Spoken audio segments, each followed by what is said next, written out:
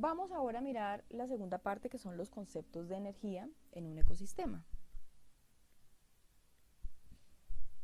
¿Qué es la energía? Se llama energía a la capacidad que tiene un cuerpo de realizar un trabajo. Eso es energía. Tenemos diferentes fuentes de energía en el planeta Tierra. Tenemos unas fuentes que decimos que no son renovables porque existen de una forma limitada en la naturaleza, y tenemos unas que son las renovables porque existen en una forma ilimitada en la naturaleza. Dentro de las renovables, entonces, tenemos el carbón, el petróleo, el gas, de energía nuclear. Son fuentes que no son renovables porque en el momento en que se acaban, pues se acaban y ya se acabaron y no hay más. ¿Cuándo se generó el carbón? El carbón se generó en los bosques del Carbonífero, cuando quedaron sepultados toda esa cantidad de árboles y no en un sitio donde no se generó el proceso de degradación. Se transformaron todas esas moléculas que estructuraban esos seres vivos de celulosa, y quedó solamente el carbón. Entonces, a medida que se saca y se saca y se saca, pues va a llegar el momento en que se va a acabar y ya no hay más.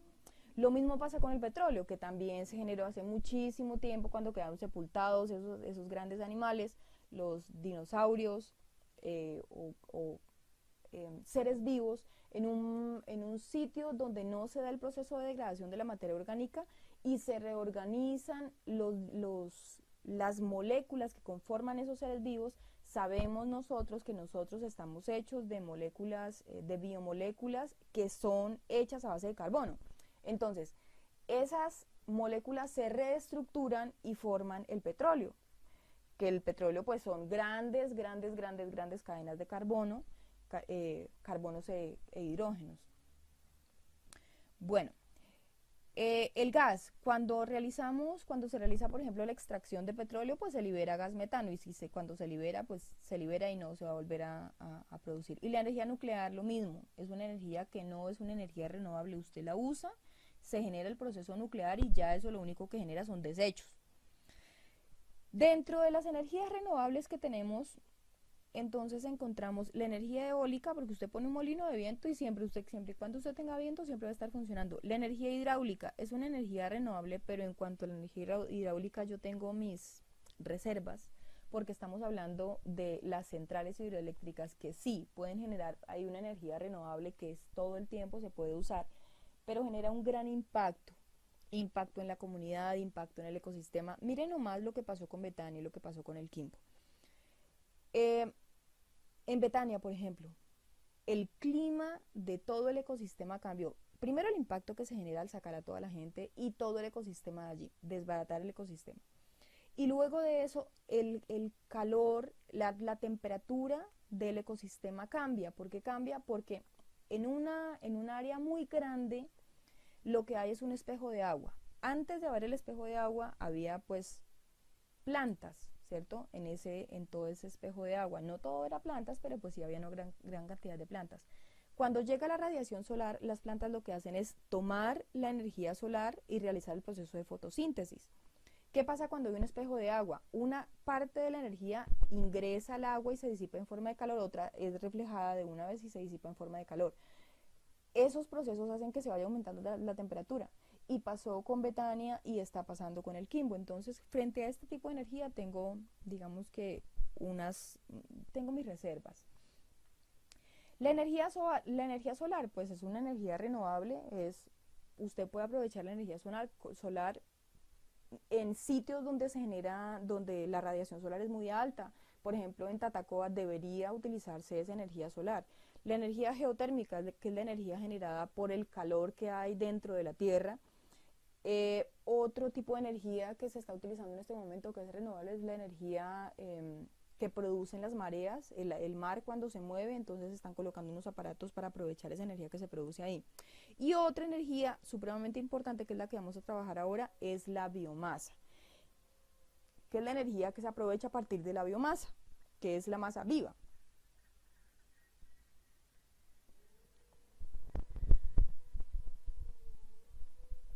Bueno, la energía que ingresa al planeta Tierra Entonces, digamos que a medida que se va, cuando llega a la Tierra, toda la energía no pasa directamente pues a la superficie de la Tierra y no es transformada en fotosíntesis o no es convertida todo en calor. Entonces, este diagrama nos muestra la energía que es absorbida al mediodía en el planeta. Tenemos acá que de la energía que está tratando, que está ingresando al planeta, entonces un 26% llega directamente al suelo. Se refleja por las nubes un 30%. Estamos hablando de esta energía, es la que ya ingresó. Una parte de esa energía, cuando esta energía se devuelve, entonces digamos que se dispersa y luego se retorna nuevamente a la Tierra. Si hablamos entonces, la radiación total que llega a la Tierra, ya sea directamente o ya sea por la radiación procedente del cielo, entonces sería un 51% de la energía que ya ingresa a la Tierra, que genera pues que se utilicen procesos de fotosíntesis y esto. Esta es la energía, un gráfico que nos muestra las entradas y salidas de la energía del ecosistema Tierra, del ecosistema completo. Entonces, tenemos que las longitudes de onda que ingresan desde el Sol son longitudes de onda cortas, de 0,2 a 4 micrones. Entonces, ingresa esta energía, trata de ingresar a la Tierra. Parte de ella, entonces, se refleja el espacio por las nubes, el polvo atmosférico y las superficies reflectoras de la Tierra. Aproximadamente entonces ingresa el 50% de la luz solar llega a la superficie terrestre.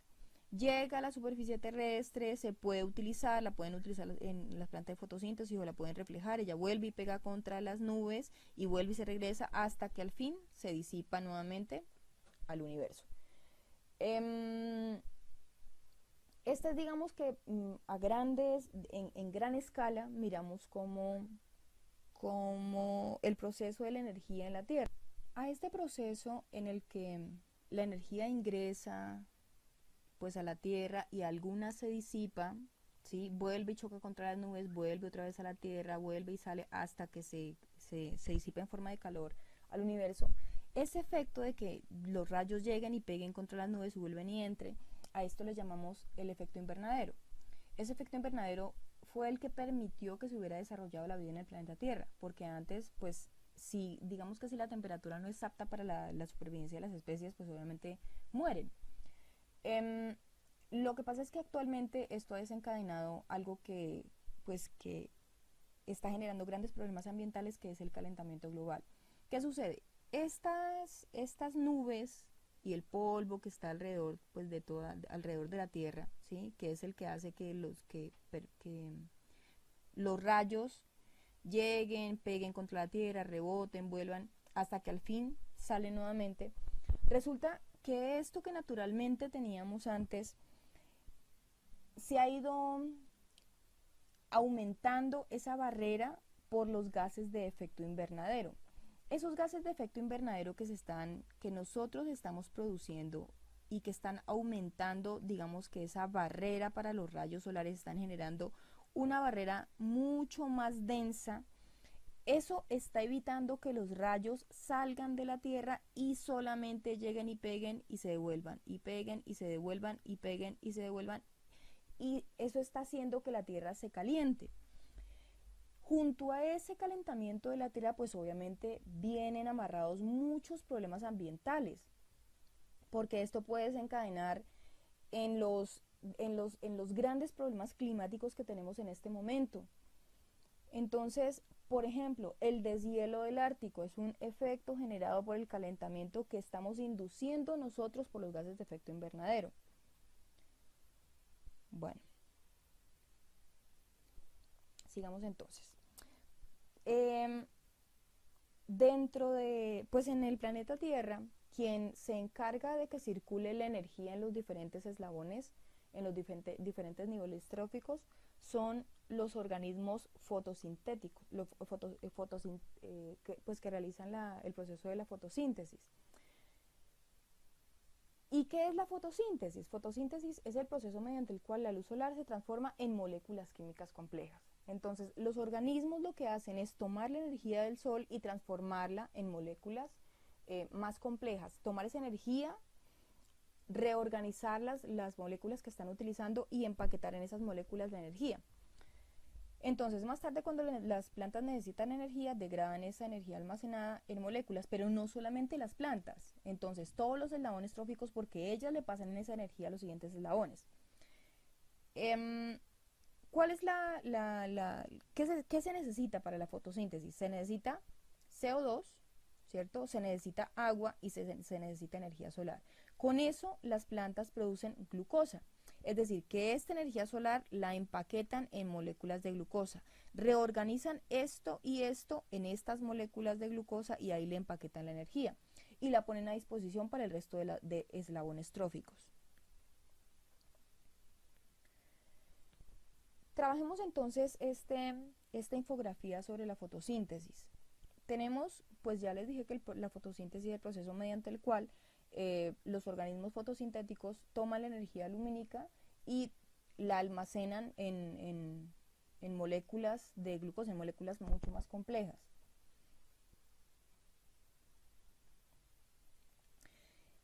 Para la energía que utilizan las plantas en el proceso fotosintético, para capturar esa energía utilizan los pigmentos. Los pigmentos son moléculas que se encargan de capturar esa energía, fundamentalmente las clorofilas, ¿sí? Además de eso hay otras como los carotenoides, ficobilinas, bueno, diferentes pigmentos. ¿Cuál es la finalidad de que hayan muchos pigmentos? La finalidad de esto es que se pueda absorber en todo digamos que en todo el rango de la luz visible, esa energía que que está llegando del sol. Esto que tenemos acá es el espectro electromagnético, ¿sí? De todo el espectro, ¿sí? De todo el espectro electromagnético, solamente una partecita es el espectro de la luz visible, ¿sí? Esta luz visible es la energía, es energía que aprovechan las plantas. Entonces, como hay unos pigmentos que, digamos que aprovechan en un rango, suponiendo en este rango actúan unos, en este rango actúan otros, en este rango actúan otros. La finalidad es que con el uso de todos los pigmentos se puede aprovechar todo el rango de la luz visible. Por eso son varios.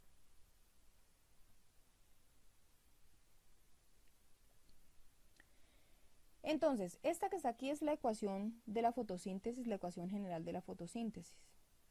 Tenemos que la planta toma CO2, ¿cierto? Toma del aire, toma el CO2, que la planta toma agua, ¿cierto? Por las raíces ingresa entonces agua a la planta, y con esas moléculas de CO2 utiliza moléculas de CO2 y utiliza agua. Con esas moléculas ella toma, las reorganiza y con la energía solar que llega reorganiza las moléculas, estas las de agua y las de CO2 y forma moléculas de glucosa. Y esas moléculas de glucosa son las que llevan esa energía que viene del sol, llevan almacenada esa energía que viene del sol. Ese sería el proceso, digamos que en palabras mucho más sencillas. ¿Dónde se realiza el proceso de la fotosíntesis? El proceso de la fotosíntesis se realiza en los cloroplastos. La fotosíntesis se realiza en las partes verdes de las plantas. En esas partes verdes hay unas celulitas que están llenas de cloroplastos, que es el parénquima fotosintético. Ese parénquima, si ven acá que está lleno de estas bolitas verdes, esos son los cloroplastos. Acá tenemos entonces la imagen de un cloroplasto, pero ¿dónde se da la fotosíntesis? La fotosíntesis se da en estos disquitos que están acá que se llaman tilacoides. Cada paquetico de tilacoides entonces se llama grana y ellos están conectados unos con otros. En las paredes de los tilacoides es donde se da el proceso fotosintético.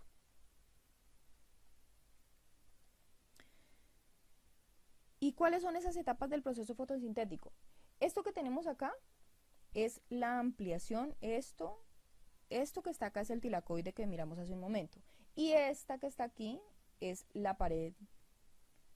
Todo esto es la membrana del tilacoide, ¿sí? Como cualquier otra membrana, está formada por una bicapa de fosfolípidos, ¿cierto? Igual que todas las membranas, y ahí es donde se da ese proceso de la fotosíntesis. Entonces, para que se dé ese proceso, interactúan dos fotosistemas, el fotosistema 2 y el fotosistema 1.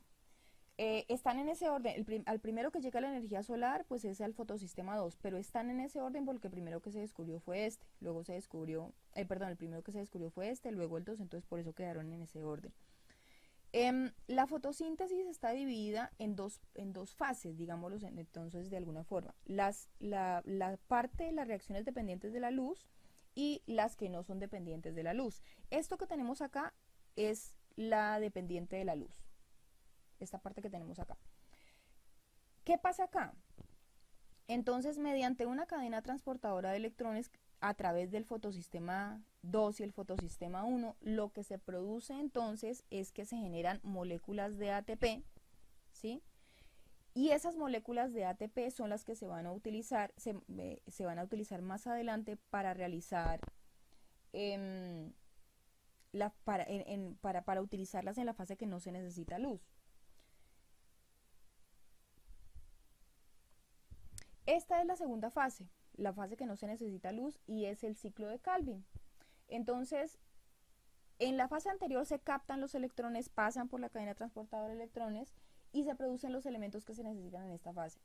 ¿Qué es lo que pasa en esta fase independiente de la luz? Entonces, entran las moléculas de CO2 y se van utilizando, ¿sí?, para producir finalmente la glucosa. Ese es el proceso. Entonces, el proceso de la fotosíntesis se divide en esas dos fases. Dentro de los organismos que utilizan la energía en los ecosistemas, encontramos los autótrofos, que son los que fabrican su propio alimento, y los heterótrofos, que son los que no fabrican su propio alimento. Entonces, ¿cuáles son los autótrofos? Los autótrofos son las cianobacterias, ¿cierto? Que son bacterias que tienen la capacidad de realizar fotosíntesis, las algas y las plantas. Y los organismos, que son los organismos que pueden realizar fotosíntesis. Y los heterótrofos son el resto de eslabones en la cadena trófica que no son capaces de fabricar su propio alimento, no son capaces de realizar el proceso fotosintético y se deben alimentar de otros eslabones tróficos. Hay una relación entonces entre esos organismos autótrofos y esos organismos heterótrofos. Obviamente, ¿cierto? Entonces, los organismos autótrofos mediante la fotosíntesis, entonces toman CO2 y toman agua. Y mediante el proceso de la fotosíntesis fabrican compuestos orgánicos simples. Los organismos que son heterótrofos, ¿cierto?, no hacen fotosíntesis, sino que realizan el proceso de respiración celular, utilizan esos compuestos orgánicos simples, ¿sí?, y producen CO2 y producen agua para que se vuelva a reutilizar nuevamente por los organismos autótrofos. Los procesos energéticos se rigen por dos leyes de la termodinámica, esos procesos energéticos de los que estamos hablando. La primera ley de la termodinámica nos dice que la materia no se crea ni se destruye, sino que se transforma. Y eso lo podemos ver claramente en la relación que existe entre el proceso de fotosíntesis y el proceso de respiración, como lo vimos hace un momento. Lo que necesitan los organismos fotosintéticos lo producen los organismos que no realizan la fotosíntesis. No quiere eso decir que las plantas no respiren, las plantas obviamente también realizan los dos procesos, pero pues digamos que para entender un poco el concepto de la primera ley, cómo se aplica esa primera ley. Entonces, por ejemplo, que estamos hablando aquí de una plantica que está realizando el proceso de fotosíntesis y acá estamos hablando de un conejo, ¿sí? Igualito un conejo. Un conejo que se alimenta de esas plantas que realizan el proceso fotosintético. Entonces, internamente el conejo en sus celulitas, en las mitocondrias realiza el proceso de respiración celular. Las plantas dentro de sus hojitas, ¿cierto? Allá en el parénquima clorofiliano que tiene esos cloroplastos realizan el proceso de fotosíntesis. Este de acá necesita CO2 y necesita agua. Y este de acá produce glucosa. Este de acá se alimenta de la glucosa, ¿cierto? Y produce CO2 para que nuevamente las plantas lo puedan utilizar.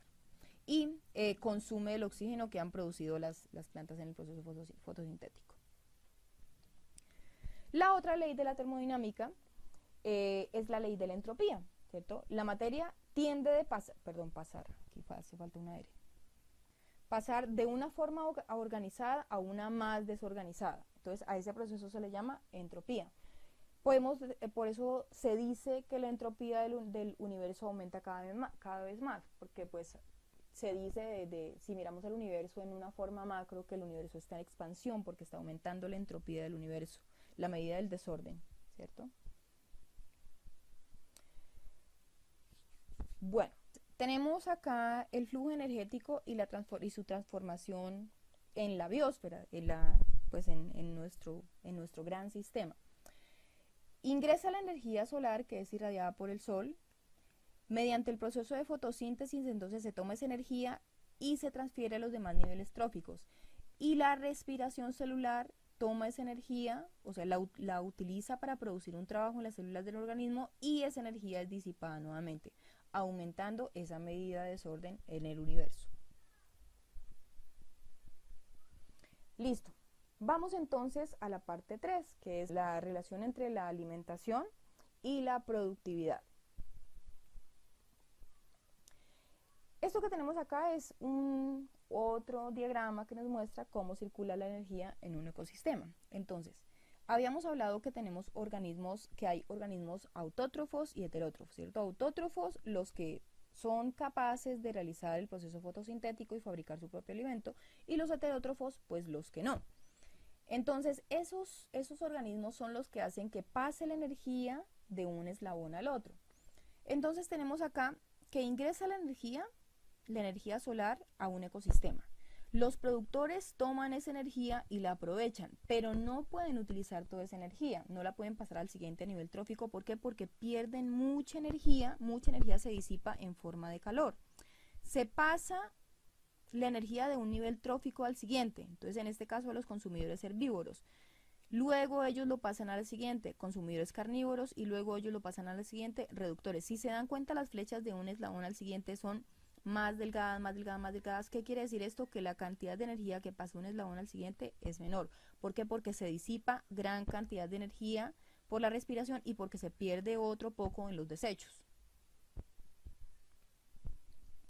Entonces, tenemos los productores. ¿Qué son los productores? Son los organismos fotosintéticos autótrofos que son capaces de realizar el proceso fotosintético y fabricar su propio alimento. Esto que tenemos acá, estas imágenes que tenemos acá, son diferentes autótrofos que encontramos en nuestros ecosistemas. Esto que está acá, estas imágenes hacen parte de la selva húmeda tropical. Esta imagen de acá son nuestros páramos, ¿sí? Entonces, este es un organismo fotosintético, obviamente, el frailejón. Esto que tenemos acá son ecosistemas que bordean la cuenca del río Magdalena. Y esto que tenemos acá son las palmas de cera del Quindío, que también son organismos fotosintéticos. Todos estos organismos, el pasto, las palmas, todos estos organismos son organismos fotosintéticos. Es decir, productores, que son los que son capaces de tomar la energía solar y pasarla a los siguientes niveles tróficos. Entonces, los productores toman la energía de la radiación solar, ¿cierto? Elaboran tejido con base en esa energía, elaboran tejido propio de ellas, entonces toman esa energía solar y con esa energía forman tejido, pero hay una radiación solar que ellas no pueden emplear, entonces esa radiación se disipa en forma de calor. Hay una radiación que ellas, después de utilizar la energía, la liberan, la desprenden en forma de calor, ¿sí? Entonces, toda la energía que ellas toman no va a pasar al siguiente eslabón, solamente una parte, como decíamos hace un momento. Cuando se forma tejido, ese tejido pasa al siguiente eslabón, digamos que un conejo que se alimenta de ese tejido vegetal, pero algunos tejidos no son ingeridos por los herbívoros, no los pueden digerir, entonces también el herbívoro los pierde. O no se los comen, ¿sí? Bueno, además pues de eso, las plantas toman CO2, toman agua y toman nutrientes. Los productores. Vamos entonces a los consumidores herbívoros o consumidores de primer orden. Son los organismos que se alimentan de los productores. Estas imágenes que tenemos acá son imágenes de consumidores de primer orden, de herbívoros que tenemos en nuestros ecosistemas.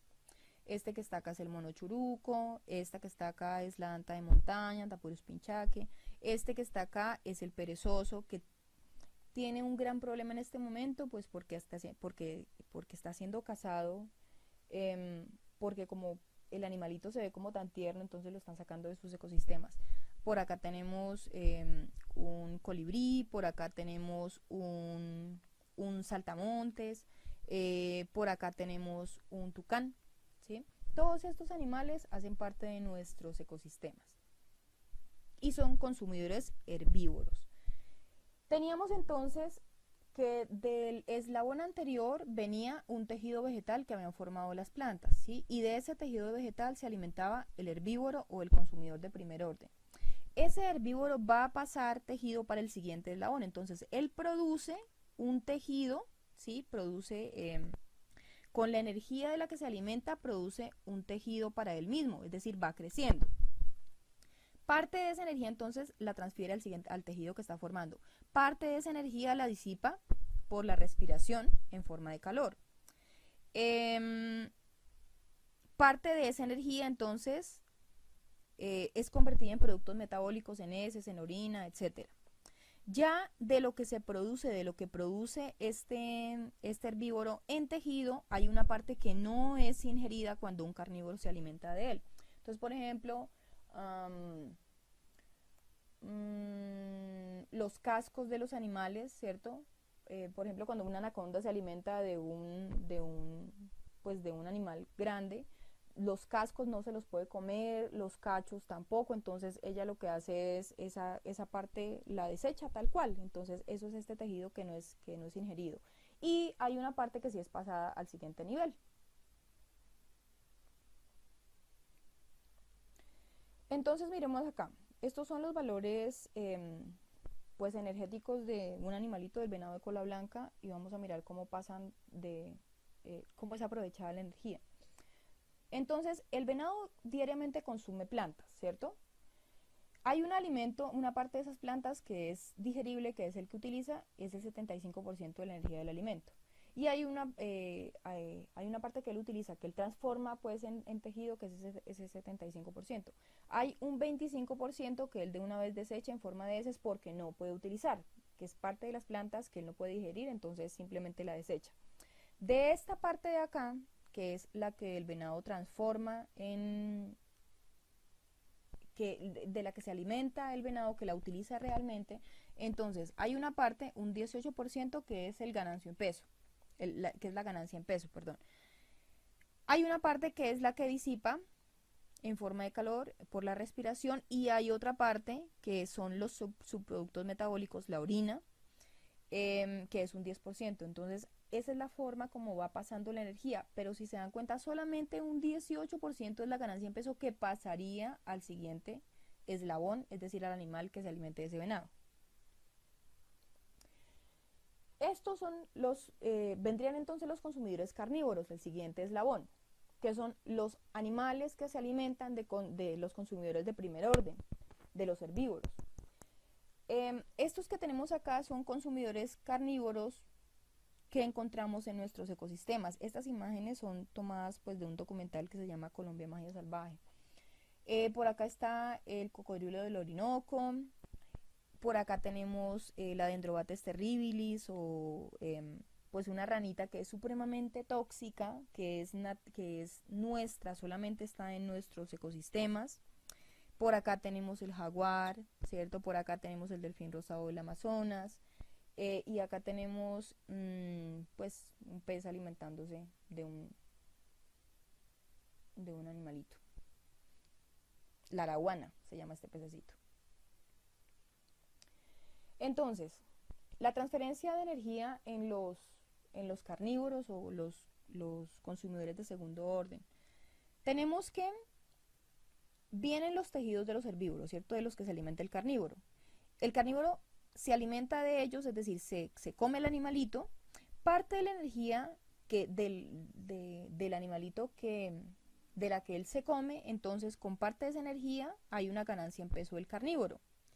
Parte de esa energía él la utiliza en la respiración, ¿cierto? La libera por respiración y parte produce desechos metabólicos. La energía que en total, o sea, la transformación de la energía, la ganancia en peso, pues obviamente es muy bajita en comparación con la que venía pues el animal que consumió. ¿Por qué? Porque se perdió un montón por respiración y otro poco por los productos metabólicos. Pero entonces el carnívoro ganó en peso, ¿cierto? Y de esta ganancia de peso va a pasar al siguiente eslabón, porque puede ser, por ejemplo, que que una gallina se alimente de un saltamontes y que luego venga un gavilán y se alimente de la gallina, ¿cierto? La gallina es carnívoro, pero el gavilán se alimentó de ella, entonces esa ganancia en peso de la gallina va a pasar al gavilán, pero parte de ese tejido entonces no es ingerido por el gavilán, por esos carnívoros, y la otra parte pues es la que sí es ingerida y que pasa al siguiente eslabón, pero entonces la energía se va perdiendo, se va perdiendo, se va perdiendo, se va perdiendo, se va perdiendo a medida que vamos avanzando en los eslabones. Tenemos entonces, por ejemplo, aquí una interacción, la forma como se transfiere la energía a un carnívoro final como es el hombre. Entonces tenemos acá, como productor inicial, la maleza acuática. Como un herbívoro tenemos los insectos acuáticos, como otro herbívoro tenemos unos peces pequeños. Por este lado, los peces grandes se alimentan de los insectos, los patos se alimentan de los peces pequeños y el carnívoro final se alimenta de los peces grandes y se alimenta de los patos.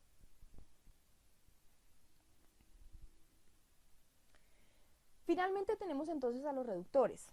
Los reductores son los que se encargan de devolver los nutrientes al ecosistema. Entonces, los reductores se alimentan de los tejidos muertos de los productores, de los tejidos muertos de los herbívoros, de los tejidos muertos de los carnívoros, de los tejidos muertos de otros reductores, ¿cierto? Se alimentan de eso, elaboran tejido, ¿sí? Principalmente en producir descendencia, pues porque los reductores son muy chiquiticos y lo que hacen es reproducirse para aumentar su número y seguir degradando la materia orgánica y liberando esos nutrientes al ecosistema.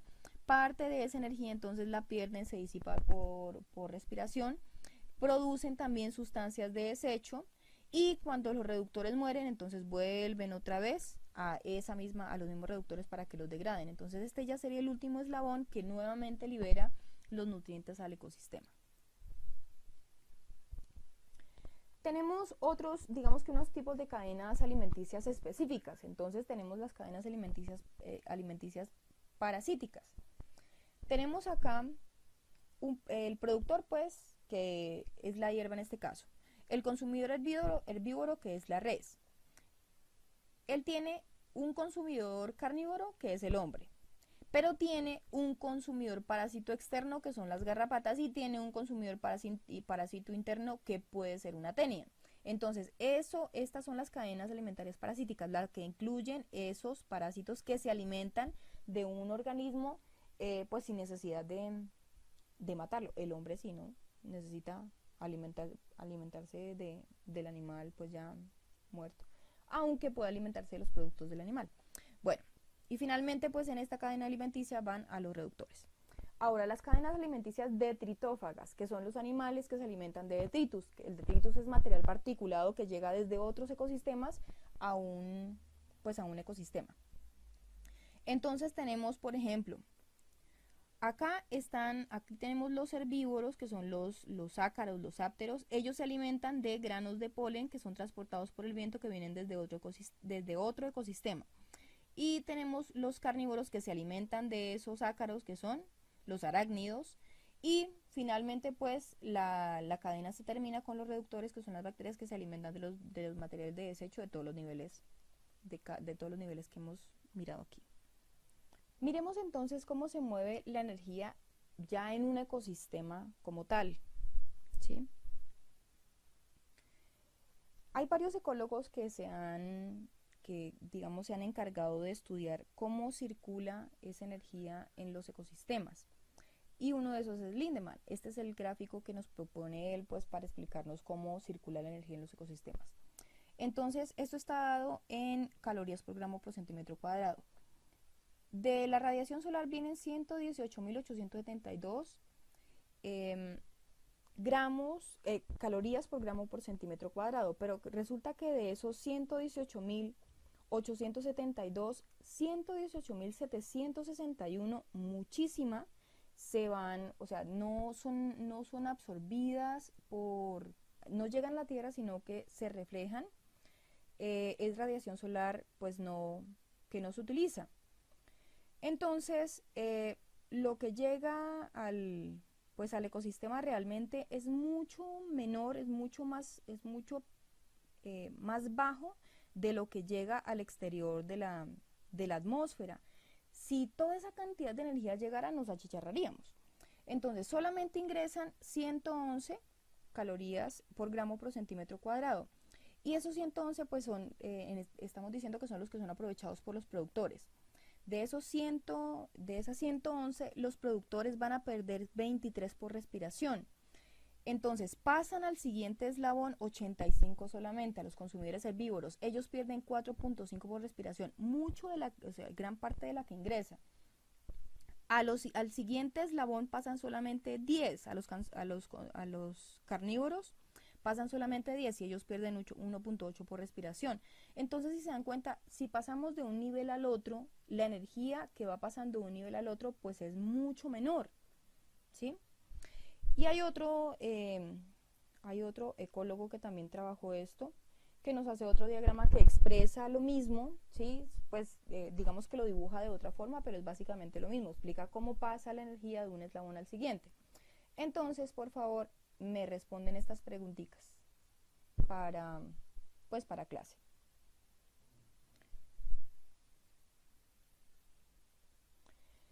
Entonces, venimos hablando desde hace rato que hay unos niveles tróficos, ¿cierto? Que son los niveles en los que se ubican los diferentes organismos por los que pasa la energía de un nivel al siguiente. Entonces, el nivel trófico de un organismo se refiere al número de etapas que separan a dicho organismo de la producción primaria. Entonces, tenemos acá el primer nivel trófico, ¿cierto? Que es la producción primaria. Segundo nivel trófico, que son los que se alimentan de la producción primaria. Tercer nivel trófico, que son los consumidores carnívoros. Cuarto nivel trófico, que son los consumidores carnívoros que se alimentan de otros consumidores carnívoros. Entonces,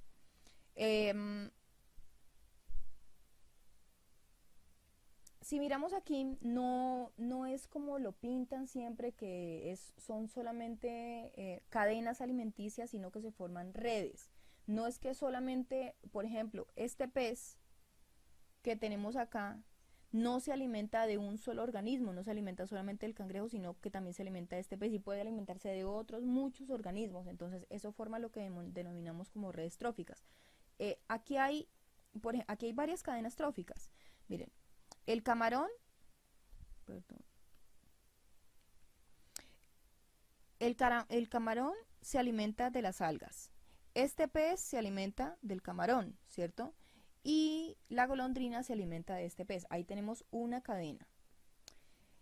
Por acá tenemos las diatomeas planctónicas, pues que realizan el proceso de fotosíntesis, ¿cierto? El zooplancton se alimenta de el fitoplancton o de esas diatomeas. Este pez se alimenta del zooplancton y la golondrina se alimenta de ese pez. Ahí tenemos otra cadena trófica. Por acá, las almejas se alimentan de las algas. El cangrejo se alimenta de las almejas, el pez se alimenta del cangrejo, ahí tenemos otra cadena trófica. Y así sucesivamente vamos trabajando más y más, vamos mirando que hay más y más y más cadenas tróficas, lo que forma una red trófica. Ahora, venimos hablando de que la energía que pasa de un eslabón al siguiente se disminuye. A esto se le llama ley del diezmo. ¿Qué quiere decir esa ley? Que de un eslabón al siguiente pasa aproximadamente el 10% de la energía que ingresa, ¿sí? Entonces, y el resto pues se disipa en forma de calor, el resto es energía. Entonces, si miramos el gráfico, digamos que acá circula una gran cantidad de energía y se pierde un montón en forma de calor. La que pasa al siguiente eslabón es el 10%. Entonces acá tenemos energía utilizada disponible en calor del nivel trófico en kilocalorías. 10.000 kilocalorías, ¿sí? Por nivel trófico, pasan al siguiente 1.000 kilocalorías, al siguiente pasan 100, al siguiente pasan 10. Entonces, eso es la ley del diezmo. Dice acá, una de las consecuencias principales de la segunda ley de la termodinámica, estamos hablando de la entropía, consiste en que la transferencia energética origina una pérdida considerable de energía. Entonces tenemos que acá, que la energía se va disipando, aumentando la medida de desorden del universo, como les decía hace rato. Otro concepto que deben tener claro y que tiene que ver con cómo circulan los nutrientes en las cadenas alimentarias es la magnificación biológica. ¿Qué quiere decir esa magnificación biológica? Miren el diagrama. El diagrama muestra la cantidad de DDT que hay en un nivel trófico. Entonces, en una cantidad, en el tejido de los organismos en ese nivel trófico. Entonces, tenemos que en el primer nivel, en los vegetales hay esta concentración. Si ustedes se dan cuenta, entonces las moléculas de DDT están muy separadas unas de otras, ¿cierto? Si pasamos al siguiente nivel, ¿sí? Al herbívoro, ya la concentración se aumenta. ¿Por qué? Porque el herbívoro se alimenta de muchas plantas de estas. Y como la magnificación biológica se da por las sustancias que no puede excretar el organismo del que se alimenta o el organismo que las toma, sino que se quedan acumuladas en los tejidos, pues entonces si este pececito se está alimentando de muchas de estas planticas, pues quiere decir que toda esta concentración que tenía cada plantica se le va, digamos que a sumar a él en su tejido. Entonces por eso él tiene una concentración mucho más concentrada que el vegetal. Si pasamos al siguiente eslabón, ¿cierto? Al siguiente pez, obviamente como él se alimenta de muchos pececitos de estos, toda esta concentración se le va a multiplicar a él por la cantidad de veces, por la cantidad de peces que se coma. Y si pasamos ya al carnívoro final, pues obviamente la concentración es muchísimo mayor que la que teníamos en el vegetal. Eso es concentración, magnificación biológica. Pasa, por ejemplo, con el mercurio, pasa con el DDT, con elementos que el cuerpo no es capaz de excretar. Y entre más sea la cantidad, pues obviamente mayores problemas va a generar. Esto que está aquí es una red trófica que nos explica cómo circula el DDT, cómo se va acumulando el DDT en una cadena, en una red trófica. Entonces, si comparemos una red una cadena de esta red. Entonces, por ejemplo, el plancton tiene 0.04, tiene una concentración de 0.04 en el tejido. Del plancton se alimenta este pez, el pez plateado que tiene 0,23, se aumentó muchísimo. De este pez se alimenta la golondrina que ya tiene 3,15 a 5,17. Pasó de 0,04 a 5,17 y así con cada uno de los eslabones. Eso es el concepto de magnificación. Entonces estamos diciendo que a medida que vamos pasando de eslabón, entonces la energía se disipa, algunos elementos se concentran, ¿cierto?